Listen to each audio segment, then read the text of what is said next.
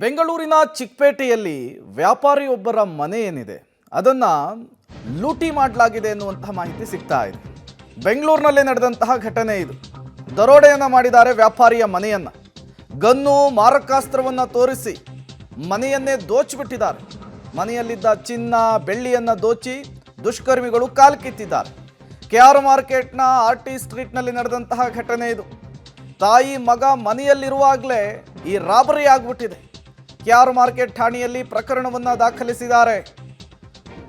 ಬೆಂಗಳೂರಿನಲ್ಲಿ ವ್ಯಾಪಾರಿಯ ಮನೆ ದರೋಡೆ ಆಗಿರುವಂಥದ್ದು.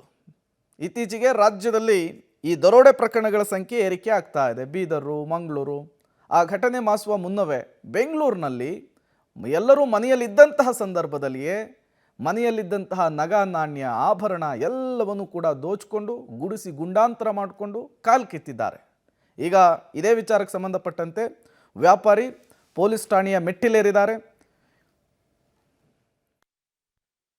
ಈ ಮಾ ಪ್ರಾವಿಷನ್ ಸ್ಟೋರ್ನಲ್ಲಿ 4-5 ಜನ ಬಂದಿದ್ದರು ಹುಡುಗರು. ಅಪ್ರಾಕ್ಸಿಮೇಟ್ ಒಂದು 4 o'clock ಆ ಟೈಮ್ನಲ್ಲಿ ಆ ಪಾಪ ವಯಸ್ಸಾದವರು ಒಳಗಡೆ ಇದ್ದಿದ್ದು. ಅವ್ರ ಕೆಲಸ 4 ಹುಡುಗರು ಬಂದಿದ್ದರು.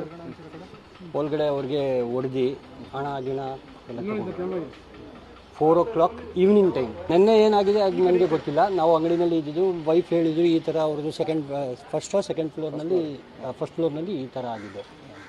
ಅವ್ರದ್ದು ಅಮ್ಮಗೆ ಇದು ಪಟ್ಟಿ ಗಿಟ್ಟಿ ಹಾಕ್ಕೊಂಡು ಅವ್ರ ಮಗನಿಗೆ ಕತ್ತಿ ತೋರಿಸಿ ಹಣಗಿನ ಎಲ್ಲ ತಗೊಂಡು ಅದು ಅಪ್ರಾಕ್ಸಿಮೇಟ್ ಏನು ಗೊತ್ತಿಲ್ಲ. ಇದು ಡೈಲಿ ರೆಗ್ಯುಲರ್ ಆಗ್ತಾ ಇದೆ ಸರ್. 20 days ಮುಂಚೆ ಇಲ್ಲಿ ಆಗಿದ್ರು.